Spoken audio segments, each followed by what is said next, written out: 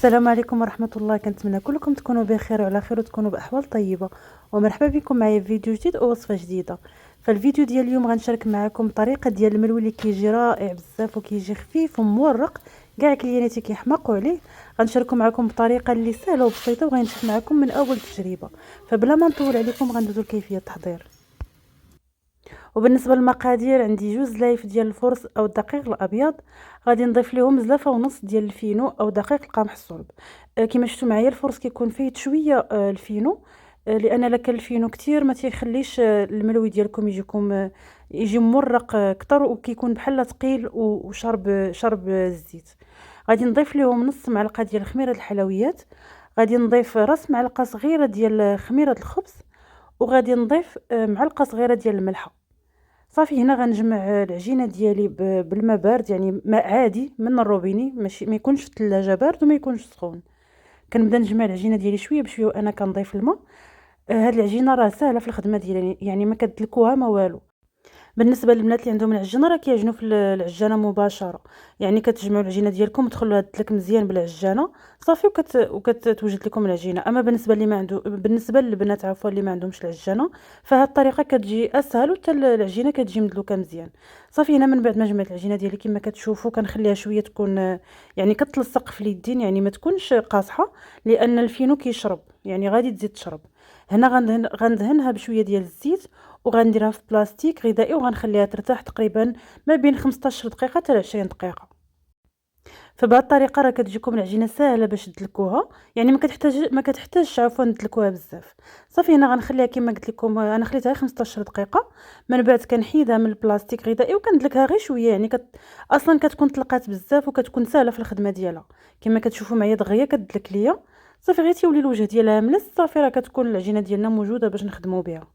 هنا من بعد ما دلكت شويه العجينه كما شفتوا معايا في الفيديو، غادي نقسمها. انا بغيت الملوي يكون كبير، يعني غندير ملوي كبير، فغندير كرات اللي كبار تقريبا الوزن ديالهم راه كان ما بين 120 حتى 130 غرام. اما اللي بغى الملوي صغير راه نتوما كتحكموا في الحجم ديال الملوي ديالكم على حسب هاد الكرات هادو. يعني الا بغيتوا الملوي اللي كيكون صغير فانا كندير في الكره 60 غرام، اما الا بغيتوا ملوي متوسط كندير في الكره 90 غرام، وإلا بغيت هاد الملوي الكبير كندير في الكرة 130 غرام. يعني كما قلت لكم نتوما اللي كتحكموا في القياس ديال الملوي ديالكم. صافي هنايا كنكور هاد الكرات ديالي كنقادهم وكنحطهم في شي حاجه اللي كيكون مدهون بالزيت النباتي. من بعد غادي نغطيهم بالبلاستيك غذائي وغنخلي العجينه شويه ترتاح. كما شفتوا معايا ملي دلكت العجينه راه ما خليتهاش ترتاح في الاول. ارتاحت المره الاولى درناها في البلاستيك غذائي، من بعد دلكناها ومباشره كنقسمها الكرات. صافي كنخلي هاد الكرات غير يرتاحوا تقريبا واحد 10 دقائق بين ما كنوجد الزبده ديالي والزيت باش غنورق الملوي ديالي. هنا عندي تقريبا 300 غرام ديال الزبده. غادي نضيف ليها شويه ديال الزيت النباتي، تقريبا كاس الا ربع ديال الزيت النباتي، وغادي نضيف ليها تقريبا معلقه ديك الخميره اللي بقات لي اللي كنت درت في العجينه، خميره حمراء. غادي نضيف الكميه اللي بقات لي ديالها في هذه الزبده. وهنا عندي الفينو او كما قلت لكم دقيق القمح الصلب، كنضيفوا لهذا الخليط وكنبدا نخلط حتى كنحصل على خليط اللي تيكون ثقيل شويه كما غتلاحظوا معايا في الفيديو. هاد الطريقه راه كتجي ساهله، يعني حتى في الخدمه كيجيكم ساهل بانكم تخدموا الملوي اولا ديروا حتى في المسمن بلا ما كتبقاو ديروا الزبده عاد ترشوا بالفينو. فهاد كتهزوا كميه من هذا الخليط وكدهنوا به العجينه ديالكم. كما شفتوا معايا هذا هو القوام ديال هاد الخليط ديال الزبده والزيت والفينو، هكا كيجي صافي. وعندي الزيت النباتي باش غندهن سطح العمل. هنا كناخذ اول كره ديال العجينه كنبدا نسرحها. بالنسبه لهاد الطريقه ديال الملوي في المرحله الاولى كنسرح العجينه مزيان، يعني كنرقق العجينه كما غتلاحظوا معايا في الفيديو، يعني كنرققها مزيان. غادي ندهنها بهذا الخليط اللي صاوبنا، كدهنوا غير واحد الكميه اللي كتكون قليله صافي. وغادي نطوي بهذا الشكل هذا كما غتلاحظوا معايا في الفيديو.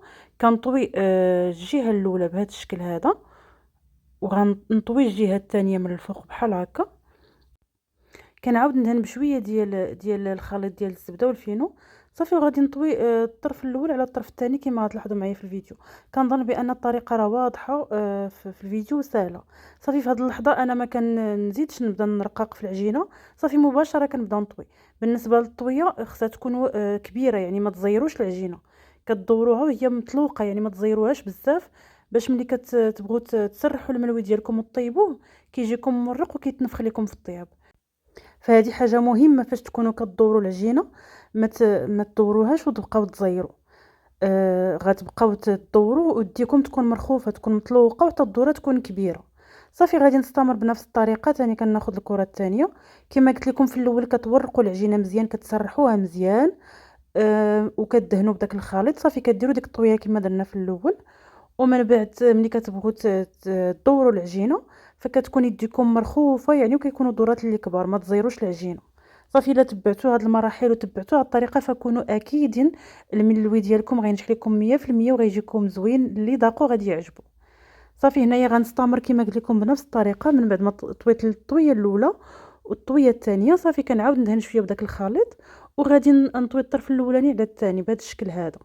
صافي هنا في هذه المرحله كما قلت لكم ما ترققوش العجينه، خليوها يعني في السمك ديالها، وبداو طويو بطريقه اللي تكون يديكم مرخوفه كما كتلاحظوا في الفيديو. صافي دوك الجناب كنسرحهم شويه كندخلهم هكا من الجنب. هنا الكره الثالثه ديال العجينه حتى هي غادي نخليها لكم في الفيديو، واخا الفيديو جا طويل ولكن بغيت باش الطريقه تبان لكم مزيان وتكون واضحه.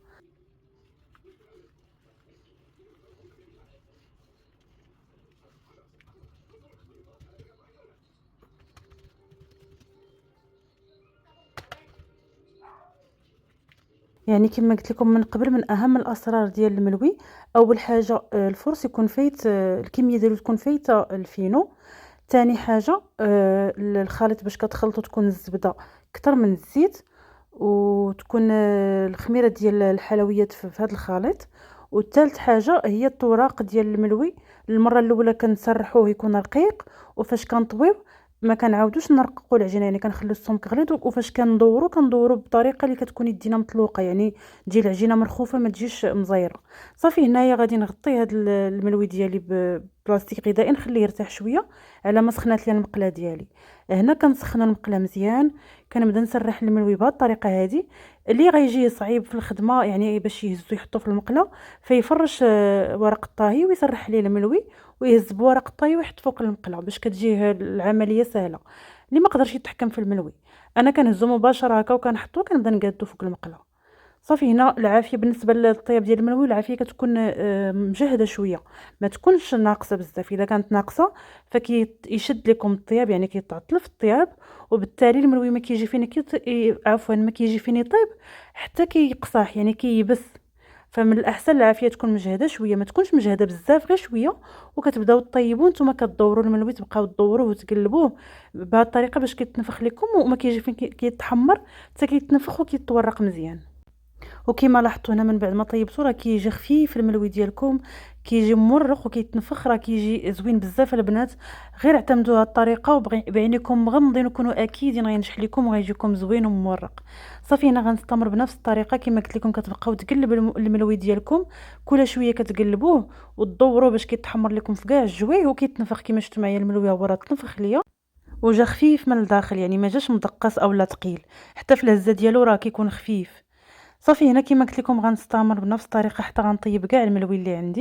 ونفس الطريقه اللي درنا لهذا الملوي الكبير راه نفس الطريقه كديروها للملوي صغير، يعني نفس الخطوات ونفس الطريقه، ما كتبدلوا حتى حاجه. حتى هو داك الملوي الصغير راه كيجي منفوخ وكيجي مورق وخفيف ومفشفش. حاجه اخرى البنات نسيت ما قلتها لكم، هي العجينه ما تعجنوهاش في الليل وتبيتوها حتى الغد اللي عاد تصاوبوها، لان فيها الخميره. فمن الاحسن الملوي يتخدم في نهارو. تعجنوا العجينه ديالكم بالخميره، بشويه د الخميره، ضروري الملوي ديروا فيه شويه د الخميره باش تجيكم النتيجه زوينه وناجحه. تعجنوه في نهارو وطيبوه في نهارو. فانا درت حاولت نوريكم كاع المراحل وكاع الاسرار باش ينجح لكم الملوي. هنايا كما شفتوا معايا راه تبارك الله راه جا منفوخ وجا مذهب، اللون ديالو محمر. كما قلت لكم بقاو تدوروه وتقلبوه حتى يتحمر لكم مزيان. هنا غنخليكم مع واحد الملويات تسمعوا القرمشه وتشوفوا الطوراق ديالها.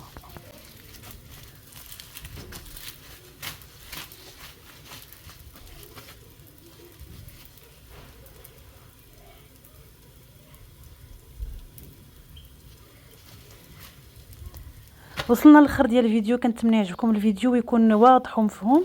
ما تبخلوش عليا بالتعاليق ديالكم وتشجيعاتكم باش ما نبقاش نغبر عليكم. شاركوا الفيديو مع احبابكم واصحابكم، والى فيديو جديد ووصفه جديده.